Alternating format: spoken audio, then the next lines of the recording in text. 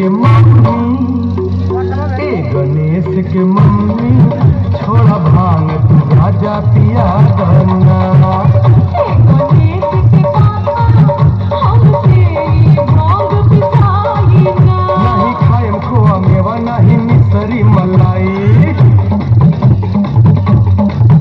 नहीं खाएम खोआ मेवा नहीं मिसरी मलाई, नहीं खाएम खोआ मेवा नहीं मिसरी मलाई, नहीं खाएम खोआ मेवा नहीं मिसरी मलाई। भैया बानी मत पीस के लिया गन्ना।